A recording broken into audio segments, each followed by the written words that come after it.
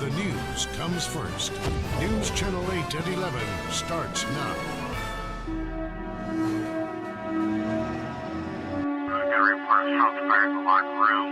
He was carrying a gun, running after one of our teachers. I just want to hold her. Just want to hold her tight. Can you imagine what it's like to not have a student get off a bus?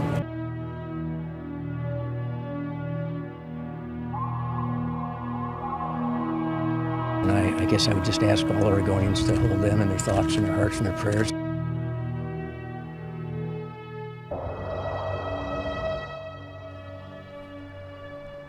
Good evening. I'm Laurel Porter in the KGW studios. And I'm Joe Donlin, live at Reynolds High School, the site of so much terror and so many tears today. Just after 8 o'clock this morning, police say a lone gunman walked into the gymnasium, then down into the locker room where he opened fire. One student was shot and killed. He's been identified as 14-year-old Emilio Hoffman, just a freshman here at Reynolds High School. This was the man who was wounded.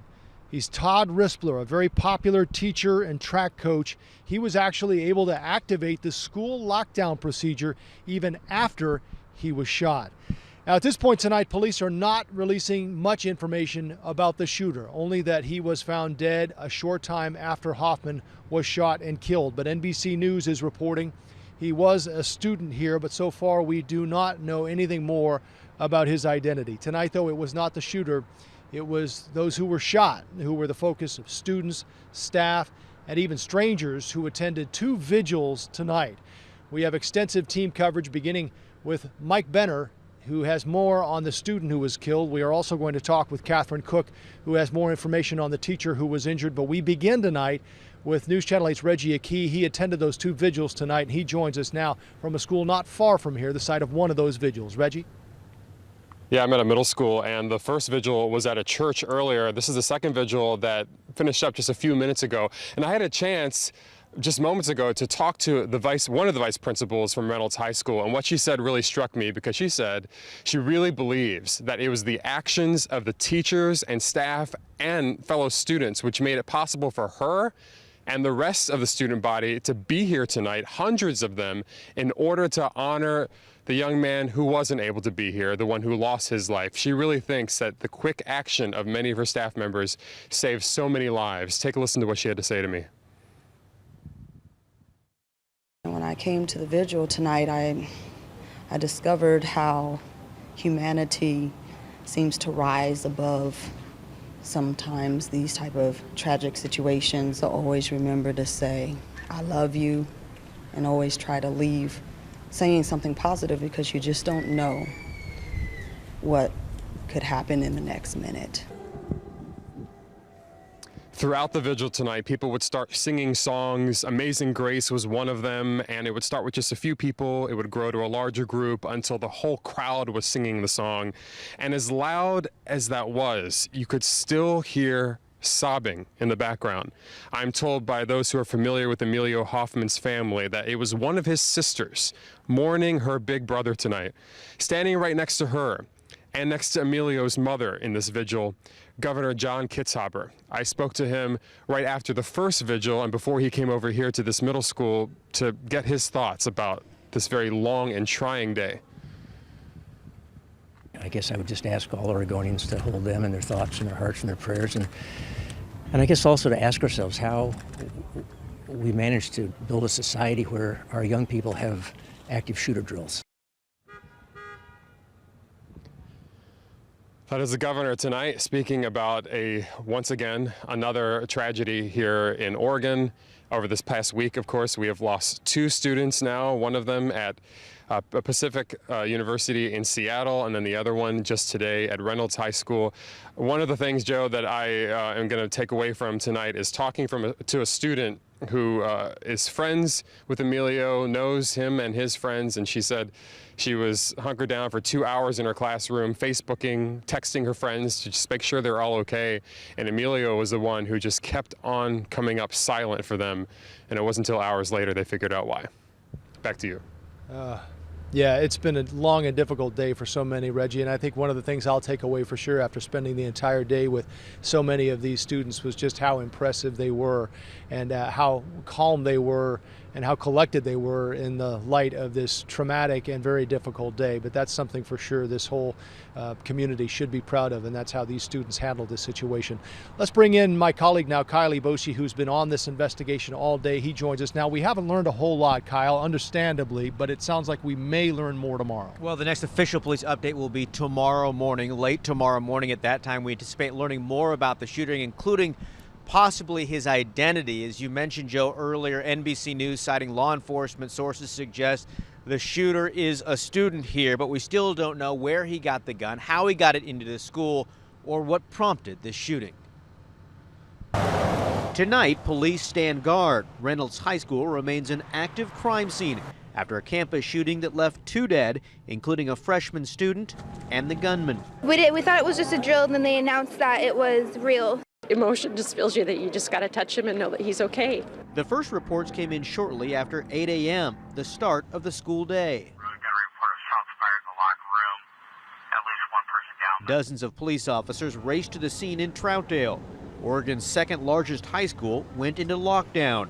Students huddled in classrooms while heavily armed police officers searched the campus. I mean, you hear it on the news and you think, yeah, it sucks, but it can't be that bad. But when you see it happen in your own school with all your real friends and your teachers that you've gotten to know over 3-4 years, it's intense. Investigators say a lone gunman shot and killed a 14-year-old student in a gymnasium locker room. Emilio Hoffman is described as a great kid loved by all. The shooter, armed with a rifle, died at the scene. A track coach and PE teacher, Todd Rispler, was injured. He was grazed by a bullet. Frantic parents raced to the school, waiting for news. I just want to hold her. Just want to hold her tight and get her home. Students were evacuated by bus, then reunited with anxious parents.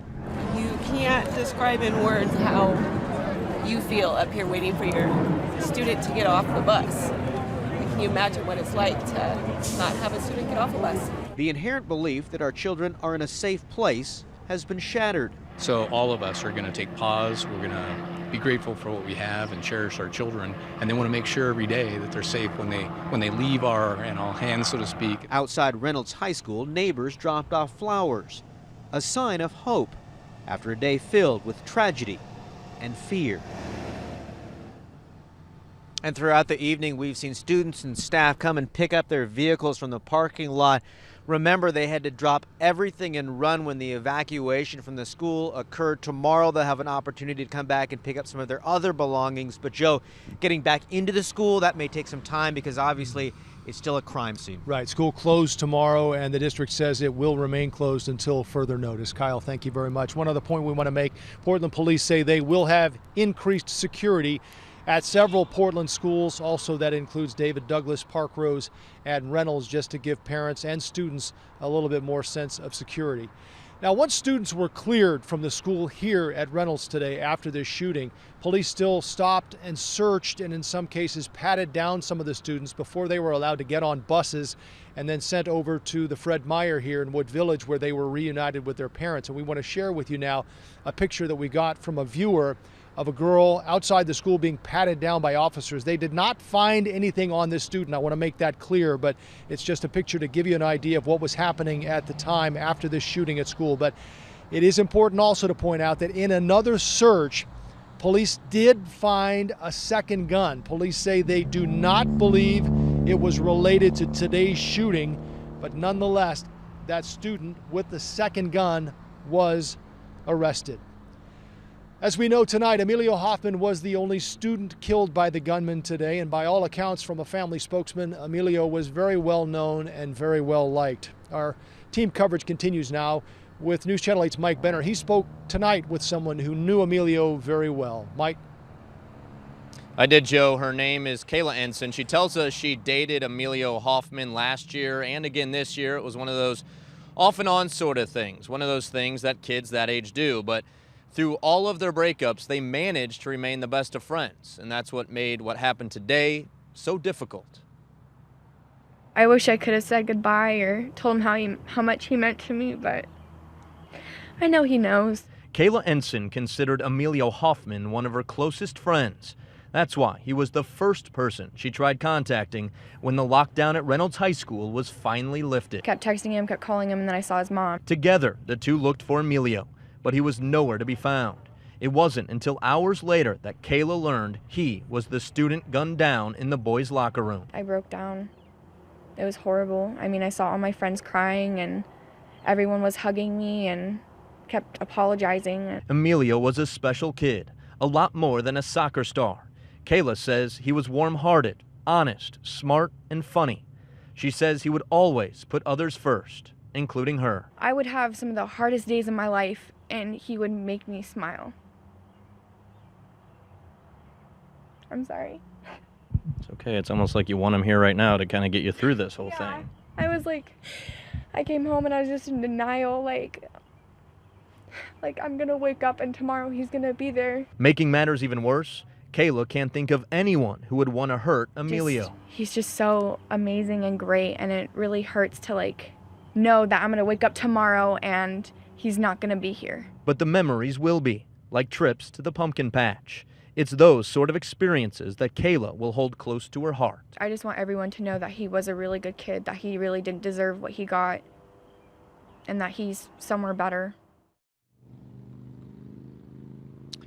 Kayla says she talked with Emilio as recently as this morning in the hallway. They were joking about his outfit, of all things. So Kayla's going to bed tonight knowing her final conversation with Emilio was filled with laughter. Joe? Well, you can certainly hear the pain in her voice. Mike, thank you very much for that report. We want to share a little bit more now on the teacher who's being called a hero tonight, the man who managed to activate the lockdown situation here in the school, even though he had been grazed by a bullet in this shooting. We're joined now by one of that teacher's former students. Our own News Channel 8's Catherine Cook graduated from here at Reynolds High School, and she joins me now live with more. Been a tough day for you too, I know, Catherine. It certainly has, Joe, and I am a proud graduate of Reynolds High School. I'm also proud to say Todd Rispler was my track coach, my mentor, and my friend. He always wants to bring out the best in students, and today he helped bring them out of harm's way.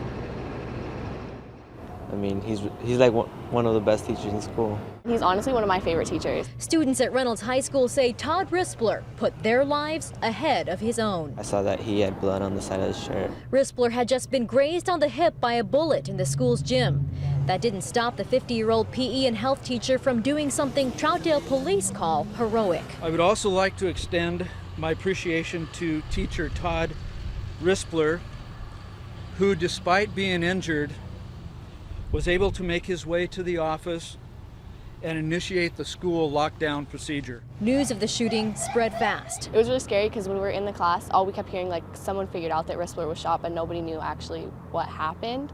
And so we didn't know if he was okay or if he wasn't okay. They know he's okay now, and so are they. For his bravery, knowing how to handle things, being calm. He was just being like everybody else and saying, it's okay, we're just trying to get through this, get on the buses, get home, get to your families. It's no wonder he's their favorite teacher.